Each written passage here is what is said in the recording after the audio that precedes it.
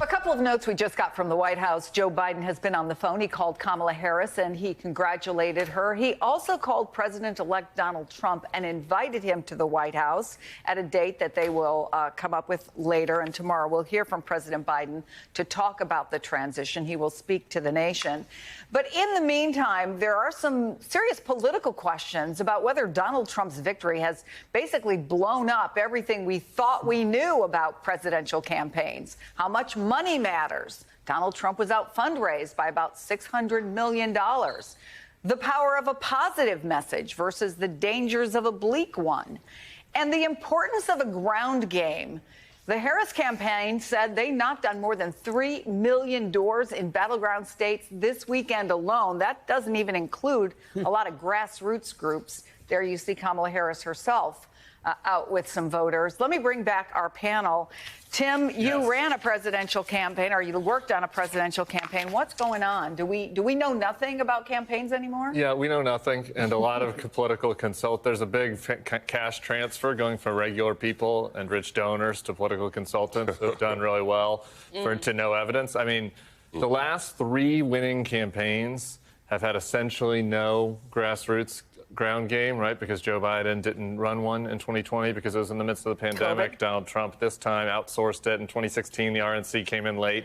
A lot. And at the presidential campaign, I've been on this hobby horse for years. The ads that everybody's putting all this money into, nobody sees them anymore. And everybody knows, like Donald Trump and Kamala Harris were in everybody's TikTok feed, their YouTube. They're talking about them on Joe Rogan. They're talking about them on your sports podcast. Their text messages. People are fast forwarding through the commercials. It's not 2004. The Democrats ran a great They ran a great 2004 campaign, and she ran a by the book campaign. This is not, but it's like this is a different world, and you've got to act differently. And the Democrats need to have a real awakening about that. But was it TikTok? New generation, and was it Elon Musk in Pennsylvania? That is a different kind of money, and it's a different kind of campaigning. No, well, kind of. But less people turned out the last time, significantly less, and she's going to have millions and millions fewer votes. So, like, that tells you there's something about the grassroots operation that isn't working, or they're turning out people that voted against her. The Trump message was getting to people. So how is it getting to people? Yes, and this is what I'm saying. Where what the Trump thing is working is Trump might be a liar, but he's an authentic liar, if that makes sense. Like we were talking about it earlier. He goes onto those shows, and he's natural, and and that is how people get information in this day and age. We all know too much about each other. You know, we all hear from each other in your Instagram stories and everything, and people want politicians to talk to them like that. And I think Kamala Harris ran a very good campaign in a traditional sense. But that's wasn't really her strong suit, and they didn't put her in a lot of positions. But where was he getting that message out? What was it on social media? Yeah, literally on the victory speech last night, Aiden Ross, the Nelk Boys, Theo Vaughn, and Joe Rogan were name checked. I'm guessing most of the people watching this only know who one of those people are. But they have huge audiences, and Donald Trump was going and speaking to them. And obviously Elon Musk, we can talk about what he's doing on the X platform. Like he was communicating to people in a different way than a traditional campaign. And the traditional campaign works in different. But we thought she was all over social media and in new ways too. Not really, to be honest.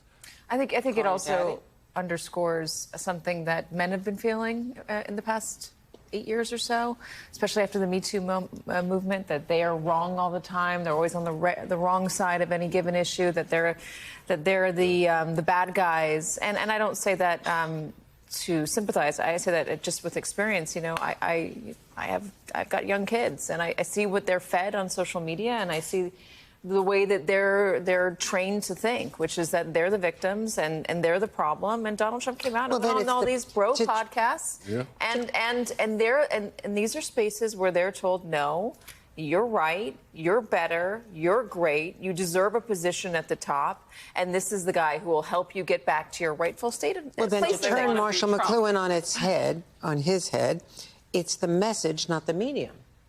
I think it's also the messenger. Well, it turns out that young men they're low propensity voters, but they came out. And they want to be Trump. They want to live the way he does without any type of accountability. In this show alone, we've talked about court cases being removed from the DOJ. We've talked about a sentencing hearing that might not even happen. He can do and say whatever he wants. And gain that support. It's about people wanting to emulate that and tap into that, and they feel empowered by it. Katie, it could be part of what you just said about people, men having their egos bruised for being told they're wrong to believe harmful things, but the other reality is they absolutely want to be Donald Trump. There's another part of this because we've seen, and we saw it particularly after Hillary Clinton lost, that a lot of Democratic grassroots organizations sprung up.